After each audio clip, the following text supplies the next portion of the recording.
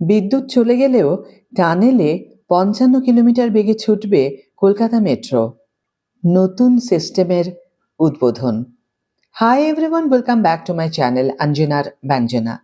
বন্ধুরা, তোমাদের সকলকে আমার এই ছোট্ট ইউটিউব চ্যানেলে স্বাগত জানাই। কলকাতা মেট্রোর ইতিহাসে নয়া যুগের সূচনা হলো। হঠাৎ গ্রিড বিভ্রাট হলে বা বিদ্যুৎ বিভ্রাট হলে এখন মাঝপথে সুড়ঙ্গে আটকে থাকবে না মেট্রো।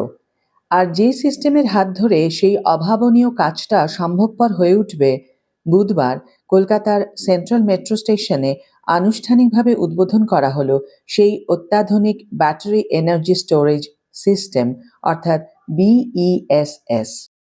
বিশেষজ্ঞদের মতে ব্লু লাইনে অর্থাৎ দক্ষিণেশ্বর থেকে কবি সুভাষ এই প্রযুক্তির সংযোজন কলকাতা মেট্রোকে এক অনন্য উচ্চতায় নিয়ে গেল।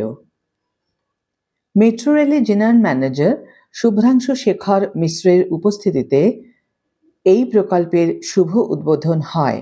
এই বিশেষ অনুষ্ঠানে মেট্রো রেলওয়ের সিনিয়র অফিসাররা উপস্থিত ছিলেন।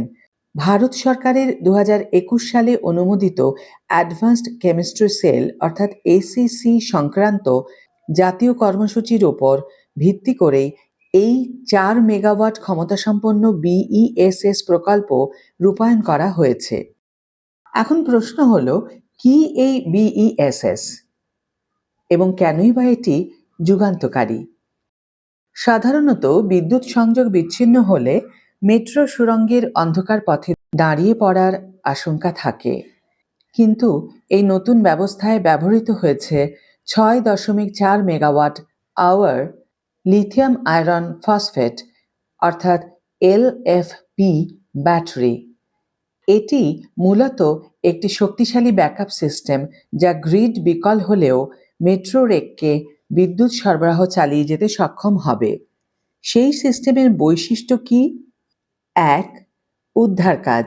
বিদ্যুৎ না থাকলেও সুড়ঙ্গের মাঝে আটকে পড়া ট্রেনগুলো ঘন্টায় 55 কিলোমিটার বেগে চালিয়ে নিকটবর্তী স্টেশনে নিয়ে আসা যাবে। 2. অপরিহার্য পরিষেবা। ট্রেনের পাশাপাশি স্টেশনের টানেল ভেন্টিলেশন এবং পরিবেশ নিয়ন্ত্রণ সিস্টেমকেও সচল রাখবে এই ব্যাটারি পাওয়ার। 3. দীর্ঘস্থায়িত্ব। এই গ্রিন ব্যাটারিগুলির আয়ু প্রায় 14 বছর। অত্যন্ত কম্প্যাক্ট ডিজাইনের হওয়ায় এটি জায়গা কম নেয় এবং রক্ষণাবেক্ষণও সহজ। প্রথাগত ডিজেল জেনারেটরের তুলনায় এই ব্যাটারি সিস্টেম অনেক বেশি পরিবেশ বান্ধব। এটি কার্বন নিঃসরণ কমিয়ে মেট্রোকে আরও সবুজ করে তুলবে। পাশাপাশি বিকেলের দিকে বা ব্যস্ত সময়ে যখন বিদ্যুতের চাহিদা তুঙ্গে থাকে, তখন এই সঞ্চিত বিদ্যুৎ ব্যবহার করে মূল গ্রিডের ওপর চাপ কমানো যাবে। এর ফলে বিদ্যুতের সাশ্রয় হবে এবং কলকাতা মেট্রোর বিদ্যুৎ খরচ বা বিলও অনেকটা হ্রাস পাবে। সুড়ঙ্গের ভেতরে অন্ধকারে আটকে থাকা যাত্রীদের কাছে এক আতঙ্কের বিষয়। এই BESS প্রযুক্তি সেই ভয় দূর করবে। কলকাতা মেট্রো কর্তৃপক্ষের তরফে জানানো হয়েছে, এটি কেবল প্রযুক্তিগত উন্নতি নয়, বরং যাত্রীদের নিরবচ্ছিন্ন পরিষেবা নিশ্চিত করার এক বড় পদক্ষেপ। দেশের মধ্যে প্রথম ভারতীয় রেলে এরকম কোনো প্রযুক্তি ব্যবহার করা হলো। আজকের ভিডিও এখানেই শেষ করছি বন্ধুরা।